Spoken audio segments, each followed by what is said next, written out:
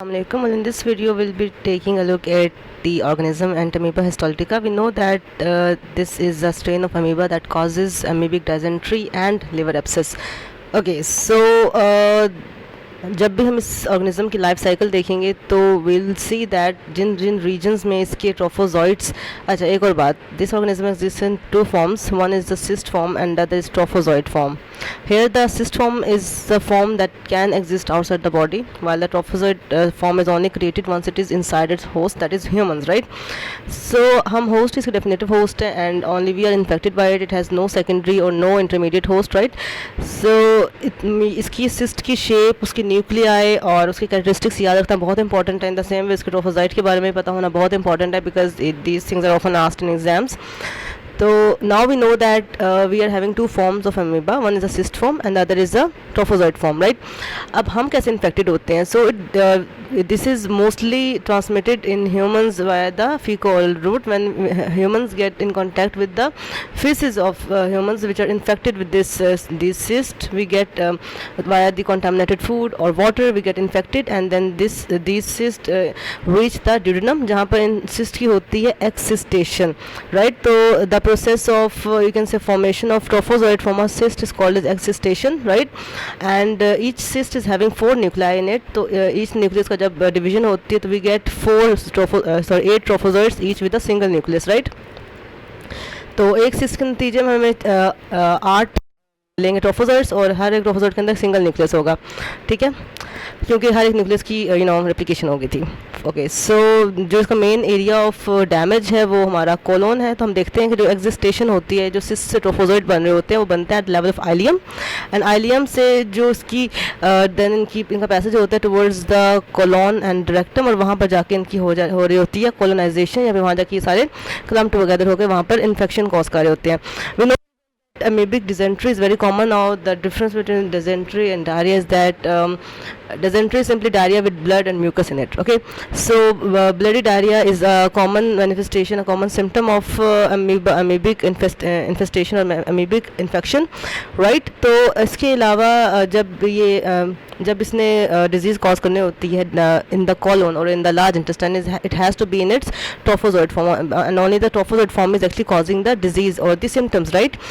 तो trophozoids can infect that area, the mucosa there, the submucosa there, and eventually they can penetrate through the blood vessels and they can reach the liver, और liver में जाकर ये liver abscess cause करते हैं. तो किसी भी clinical scenario में हमें ये given हो that the patient has been diagnosed with liver abscess, अगर उसमें liver abscess की indication मिले, then that is quite clear that this is happening because of this Entamoeba histolytica infection. क्योंकि हमें देखते हैं कि जो एक और organism है Echinococcus granulosum, उसके अंदर hydrated disease बन रही होती है liver में, सिस्ट बन रही होती है लिवर में, जबकि इस केस में लिवर एब्सेस बन रहा है, किसमें? एंटामोeba हिस्टोलिटिका में, राइट? तो ये एक चीज़ होगी. अच्छा, तो हमने उसके एग्स उसके सिस्ट की फॉर्म देख ली, that they are having 4 nuclei and they each cyst will be forming 8 trophozoids, and trophozoids actually cause the symptoms of amoebic dysentery as well and the liver abscess as well. अच्छा जी, तो इसके अलावा जब एक जगह पे डिजेंट्री होती रहती है तो डिजेंट्री होती कैसे? बेसिकली जो ये ऑर्गेनिज्म है इटसेल्फ, जो ट्रोफोजॉइड्स हैं, ये प्रोड्यूस करते हैं certain enzymes which can cause localised necrosis होगा, इन्फ्लेमेशन होगी, वहाँ पर एक अल्सरेशन हो जाएगी. तो you should be very very very much familiar with it कि जहाँ पर भी अल्सरेशन होगी बिकॉज ऑफ अमीबिक ट्रोफोजॉइड्स, वहाँ पर एक फ्लास्क शेप्ड अल्सर बनेगा. ये बात बहुत इंपॉर्टेंट है. Flask shaped ulcer is form because of Entamoeba histolytica infection of the large intestine यहाँ पर बन जाएगी, राइट? तो ये तो बात होगी. इसके अलावा हम ये देखते हैं कि एक तो हमने देखा कि वहाँ पर नेक्रोसिस हो रही है, इसकी वजह से एमीबिक डिसेंट्री हो रही है. इसके अलावा एक ग्रेनुलोमेटस लीजन या ग्रेनुलोमेटस सी एक यू कैन से ग्रोथ भी हो जाती है लार्ज इंटेस्टाइन, जिसको हम बोलते हैं एमीबोमा. अब amoeboma is you can say granuloma form because of amoebic infection, right?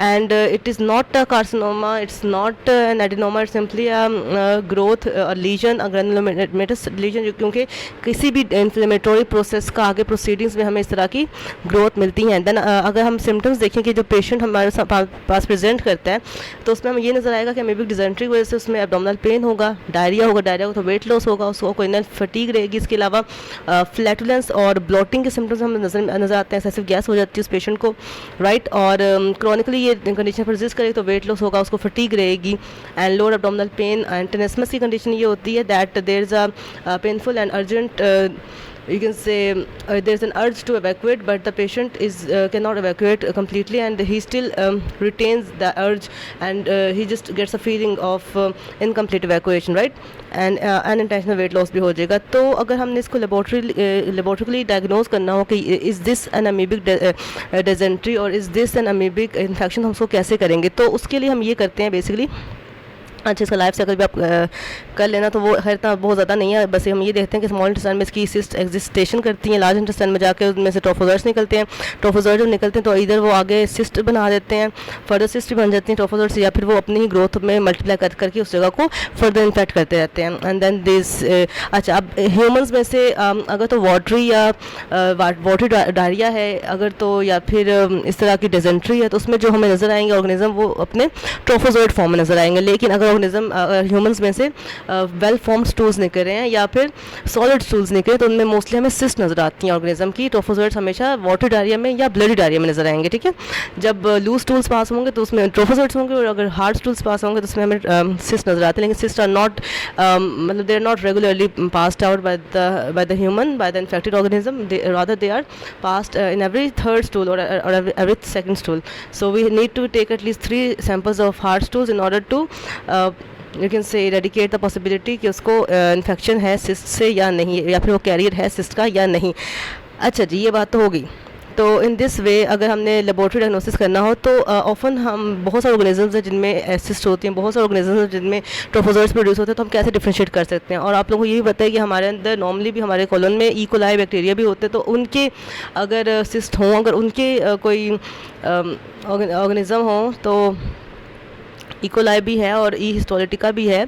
हमारे पास एंटीमीबा हिस्टोलिटिका, लेकिन अगर what if we have Entamoeba coli, हमारे इंटेस्टाइन में समटाइम्स एंटीमीबा कोलाई की भी इन्फेक्शन हो जाती है, तो हमने उसमें से अपने एंटीमीबा हिस्टोलिटिका को कैसे डिफरेंशिएट करें. तो इस तरह से हम कर सकते हैं कि एक तो ये कि जो हमारा नेचर है हमारे वाले, एक सेकेंड, यस, तो हमें ये नज़र आता है बेसिकली कि एक तो जो सिस्ट हैं वो डिफरेंट हैं. The cyst of the E coli are rather larger as compared to the cyst of E histolytica, right. उनकी सिस्ट लार्जर है. सेकेंडली ये कि जो उनकी सिस्ट है, the cyst of E coli, they are having 8 nuclei as compared to cyst of E histolytica, जो हमें पहले देख भी चुके हैं कि उसमें 4 न्यूक्लियाई होते हैं एज कम्पेयर टू 8 न्यूक्लियाई होता है ई कोलाई, राइट. तो इस तरह से सेकेंडली ये कि जो न्यूक्लियस है, जो E coli sorry E histolytica का न्यूक्लियस होता है, we saw that it has a central nucleolus and peripheral chromatic granules, right. जबकि जो न्यूक्लियाई हैं बाकी सिस्ट के बाकी जो होते हैं ऑर्गेनिजम्स, ई कोलाई है या दूसरे, उन they are having characteristically different nuclei as compared to the E histolytica. तो एक तो उनका साइज डिफरेंट है as compared to E coli, secondly उनके नंबर ऑफ न्यूक्लियाई डिफरेंट है, so that gives us an indication कि ये उसका ऑर्गेनिज्म है, राइट. इसके अलावा हम ये इसके अलावा जो ट्रोफोजोइड्स हैं जो एक्चुअली वाटर स्टूल्स में पास हो रही होती हैं, उनको देखकर हम नहीं जज कर सकते देखिए कि किस ऑर्गेनिज्म के सिस्ट से बने हैं trophozoids, because most of those have characteristically same trophozoids, right. अच्छा, इसके अलावा अगर हम किसी के सीरम से या फिर स्टूल से उसके ऑर्गेनिज्म का पता लगाना चाहें, तो stools also give a good indication, because stools of the human infected with E histolytica will pass on E histolytica antigen, and there will also be nucleic acid of the organism if we did a PCR of those stool samples, right. तो इस PCR से हमें मिल जाएगा एक particular nucleic acid जो कि ई histolytica का ही होता है. इसके अलावा हमें ई हिस्टोलिटिका की एंटीजन भी माइक्रोस्कोपली डिटेक्ट हो जाएगी. अच्छा जी, देन हम ये देखते हैं कि 2 तरह के होते हैं डिसेंट्री. एक होती है अमीबिक डिसेंट्री, होती है बेसिलरी डिसेंट्री. दोनों में फ़र्क किया, जो बेसिलरी डिसेंट्री होती है अगर हम उसके स्टूल्स का अमाउंट प्रिपरेशन करें तो उसमें हमें बहुत सारे पॉलीमॉर्फोन्यूक्लियर ल्यूकोसाइट्स नज़र आते हैं, वाइट ब्लड सेल्स नज़र आते हैं, जबकि the same does not happen for the amount preparations of E histolytica. उसमें हमें ये सारे ल्यूकोसाइट्स नज़र नहीं आते हैं.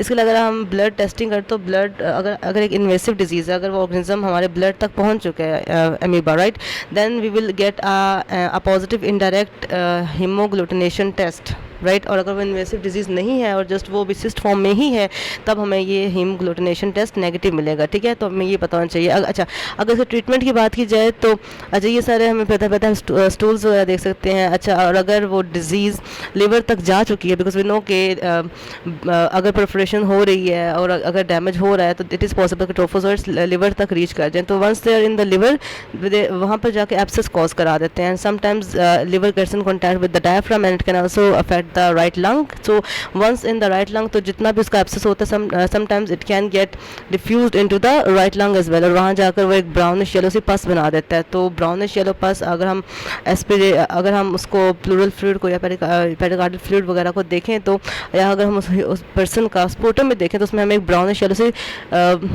पस मिलेगी। तो that will be N indication कि जो लिवर एब्सेस है it has also reached till the right lung level, right.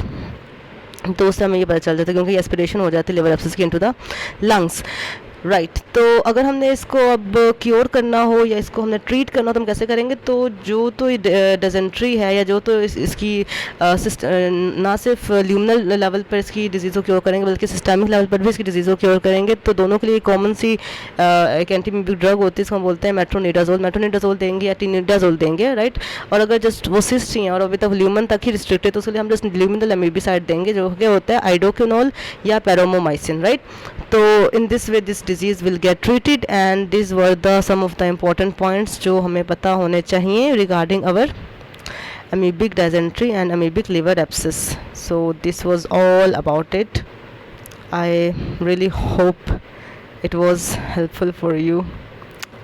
So that's it. Allah Hafiz, take care.